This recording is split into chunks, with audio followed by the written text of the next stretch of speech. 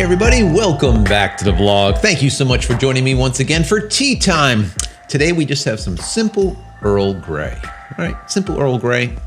Some of the folks on the other side of the pond will say, do you take it with lemon or maybe with a little bit of creamer or anything? And the answer is no. I like my tea clean. Every once in a while I'll put some honey in it.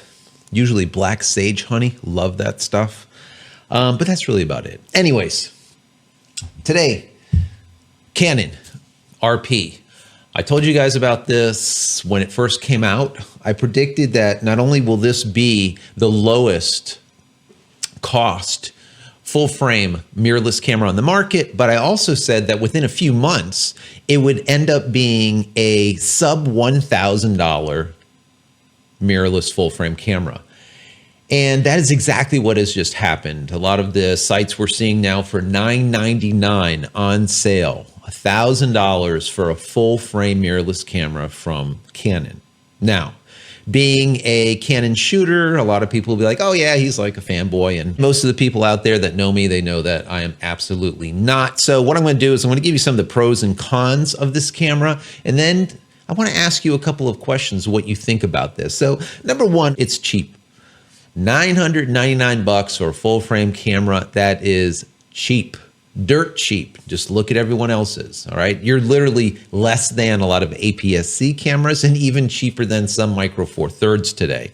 Also, the menu system on Canons, for me, of course, I'm a little bit biased, but I think they're really simple. They just make it easy for someone brand new into photography to jump in and get right into the menu system and be able to play with it and do things with it and not have to have a book and study for 4 or 5 hours to figure it out. Now, that's my personal opinion. Also, of course, it has that interval timer built into it, which a lot of people use for creating those time lapse that are just beautiful. All right, it does have it built in, whereas years ago you would have to have an exterior device of some kind, or you'd have to like magic lantern it or do something to be able to get that in there. It does have that. Also, being that it's so small and light and compact, it's tiny. It's like Rebel size. It's, I think, a pound, less than a pound, or let's call it a pound. It's very, very light. That is a really major positive for a lot of people that are going for a lighter camera, and that's one of the reasons why they look mirrorless. Now, it also has that fully articulating back panel, that screen that Canon is so famous for. I absolutely love it. I think it's fantastic. I did review an anti-scene device that allows you to put a 5.5-inch screen above any one of your cameras. It doesn't matter if it has that fully articulated screen or not. You can throw that right above your camera and be able to see what's going on. And it's very, very important, especially when we're doing these type of things where we're recording ourselves and I don't have someone else behind the camera. I need to be able to see myself to see if I'm in focus or not. Well, focus is one of the other issues, and we'll get into that in just a second, of a downfall. Now, one of the major downfalls, obviously, is being a smaller camera. They used the, I believe, Rebel batteries, okay? And those batteries only allow for about 250 shots with this camera. So battery life is an issue. It also does not have IBIS. A lot of people just want in-body image stabilization. Canon is not a fan of it. And what they do is they take all of their stabilization and stick it into the lenses, right? So they have IS lenses.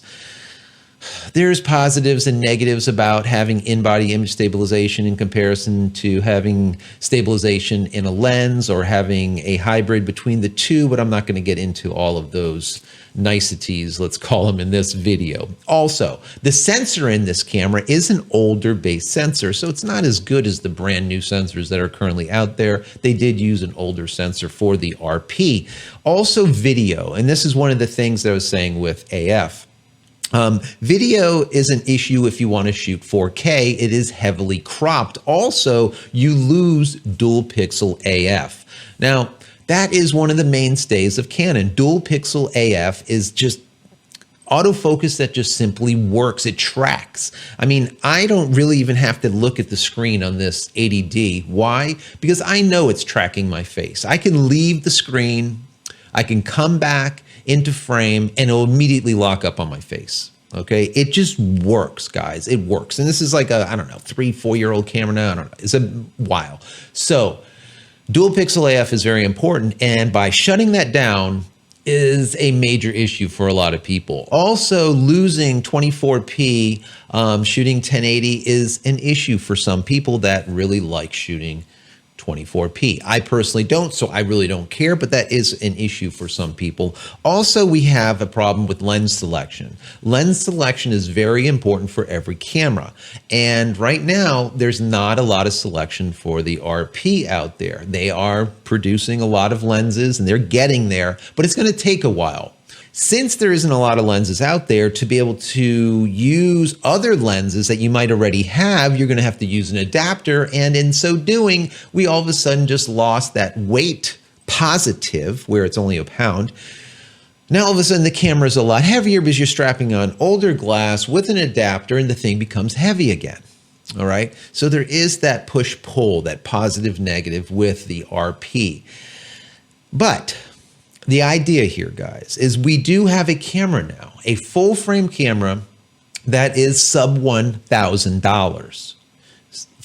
That is just crazy, okay? Full frame, mirrorless, sub $1,000. My question to you guys is, number one, does it matter? All right, will that matter? Number two, if it does, how will it matter to the other manufacturers that are currently making mirrorless cameras? Full frame or APS-C or even micro four thirds, okay? When you start seeing full frame at sub $1,000 price tag, it could be an issue. You know, they have to look at it. It has to be something that they look at, and will that drive down the cost of other manufacturers' full frame, APS-C and micro four thirds?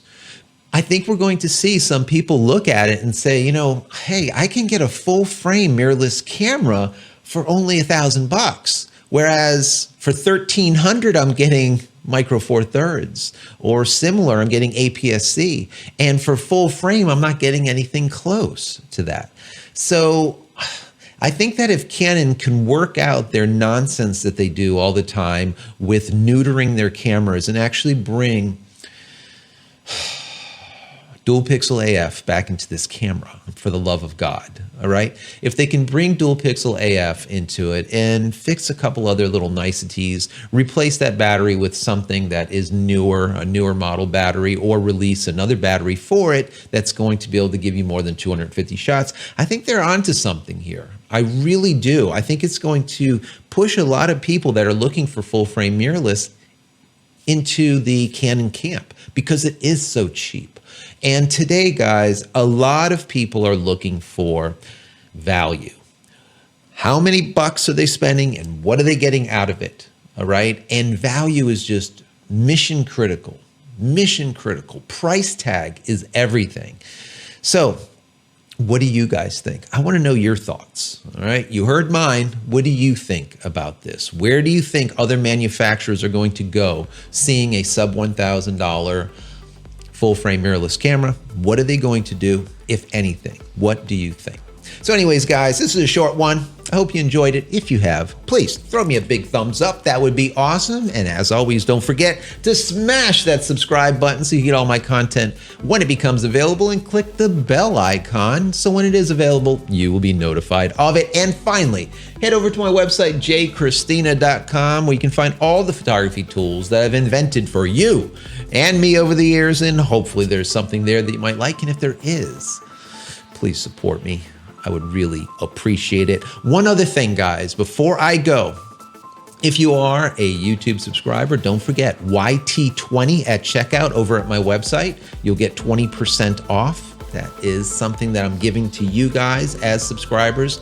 I hope that helps out a little bit. Once again, YT20 at checkout. Don't forget also to join our community off of the YouTube platform over at community.jcristina.com. Once again, community.jcristina.com. So, all of you guys that have lasted this long with me and made it to the end of the video, I thank you. That's it. I'm out of here for the end of the vlog. We'll see you in the next one. Many blessings. Take care and have a great weekend.